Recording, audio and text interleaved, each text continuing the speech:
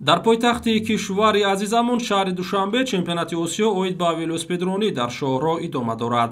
дар рӯзи чорумии рақобатҳо нахуст ба унвон дар масофаи 61 километр сабқат намуданд. хатсайри ин пойгоҳ ҳудуди хиёбонҳои шаҳри Душанберо дар бар гирифт, ки варзишгарони 7 кишвари қораро ба ҳам овард. Тоҷикистонро ду велосипедрони ҷавон Гулшах Қурбонова ва Гулширин Ҷумаққулиева намояндагӣ карданд. маврид ба зикр аст, ки солҳои охир барои баргузории мусобиқаҳои сатҳи ҷаҳонӣ дар пойтахти мамлакат шаҳри Душанбе бо дастгириҳои пайвастаи асосгузори сулҳу ваҳдати миллӣ, пешвои миллат президенти ҷумҳурии Тоҷикистон муҳтарам Эмомалӣ Раҳмон шароиту имконоти мувофиқ ва ҳам ҷавобгӯ ба талаботи ҷаҳонӣ фароҳам гардида, дилхоҳ мусобиқаҳои байналмилалии варзиширо шаҳри Душанбе метавонад мизбонӣ намояд.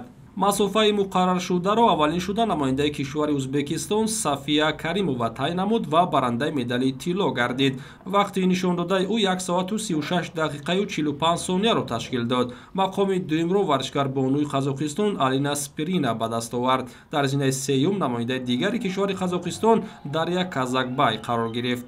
дар маросими ҷоизасупорӣ ба нафарони пирӯз медалу ифтихорнома ва тӯҳфаҳои махсус дорои рамзҳои Тоҷикистони азиз тақдим карда шуд. имрӯз дар ду пойгаи дигар мардон ба масофаҳои 111 километр ва 130 километр сабқат мекунанд. аз натиҷаи нерӯсанҷиҳои мазкур дар нашрҳои баъдӣ иттилоъ медиҳем.